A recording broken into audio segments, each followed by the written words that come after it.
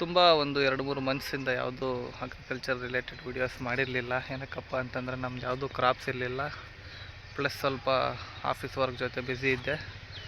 ಇವಾಗ ನಮ್ಮದು ಪೊಮೊಗ್ರಾನೇಟ್ videos continuous ಆಗಿ ಇಯರ್ದು crop details step by step diary maintain ಮಾಡ್ತೀವಿ, ಅದೇ ರೀತಿ ಅಪ್ಡೇಟ್ ಮಾಡ್ತೀವಿ. ಇವಾಗ ಏನಪ್ಪ ಆಗಿದೆ ಅಂತಂದರೆ ಇದು ಕ್ರಾಪ್ ಕಟಿಂಗ್ ಆಗಿದೆ. ಕ್ರಾಪ್ ಕಟಿಂಗ್ ಆದಮೇಲೆ ಸಿಒಸಿನ ಸ್ಪ್ರೇ ಮಾಡಿದ್ದೀವಿ.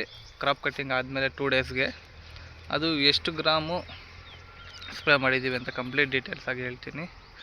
ಅದೇ ರೀತಿ ನೆಕ್ಸ್ಟ್ ನಾವೇನು ಮಾಡ್ತೀವಿ ಅಂತ ಹೇಳ್ತೀನಿ. ವಿಡಿಯೋ ಸ್ಕಿಪ್ ಮಾಡಿದೆ ಕೊನೆವರೆಗೂ ನೋಡಿ. ಪಿನ್ ಟು ಪಿನ್ ಡೇ 1ಇಂದ ಹಿಡಿದು ಕಾಯಿ ಕೀಳೋವರೆಗೂ ಎವ್ರಿ ವೀಕ್ ಅಪ್ಡೇಟ್ಸ್ ಕೊಡ್ತಾ ಇರ್ತೀನಿ.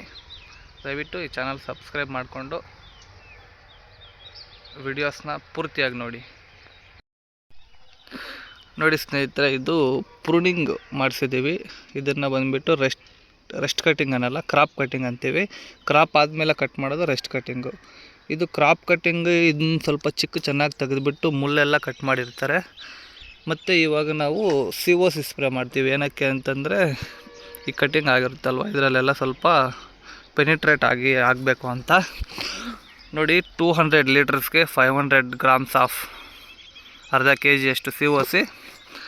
ಮತ್ತು ಈ ಪ್ರೈಡ್, ಈ ಮಾರ್ಷಲ್ 200 ಲೀಟ್ರಿಗೆ ಮಾರ್ಷಲ್ ಬಂದುಬಿಟ್ಟು ನಾವು 250 ml 250 ml ಹಾಕ್ಕೊಂಡಿದ್ವಿ. 200 ಲೀಟ್ರಿಗೆ ಪ್ರೈಡ್ ಒಂದು 200 ಗ್ರಾಮ್ ಹಾಕ್ಕೊಂಡಿದ್ವಿ. ಪ್ರೈಡು ಮಾರ್ಷಲ್ ಏನು ಹಾಕ್ಕೊಳ್ಳೋ ಅವಶ್ಯಕತೆ ಇರಲಿಲ್ಲ. ನಾವೇನಕ್ಕೆ ಹಾಕ್ಕೊಂಡಿದ್ದೀವಿ ಅಂತಂದರೆ ನಮ್ಮದಲ್ಲಿ ಸ್ವಲ್ಪ ಕರಿ ಏನಿತ್ತು, ಅಂದರೆ ಬಂಕೆ ಥರ. ಸೊ ಅದು ಮತ್ತು ಕ್ರಾಪ್ಗೆ ನೆಕ್ಸ್ಟು ಫ್ಲವರಿಂಗ್ ಬಂದಾಗ ಎಫೆಕ್ಟ್ ಆಗುತ್ತೆ ಅಂತ ಅಡ್ವಾನ್ಸ್ ಆಗಿ ಸ್ಪ್ರೇ ಮಾಡ್ತೀವಿ. ಇದು ಕಟಿಂಗ್ ಆದಮೇಲೆ ಒಂದು 2 ಡೇಸ್ಗೆ ಸ್ಪ್ರೇ ಮಾಡಿದ್ವಿ.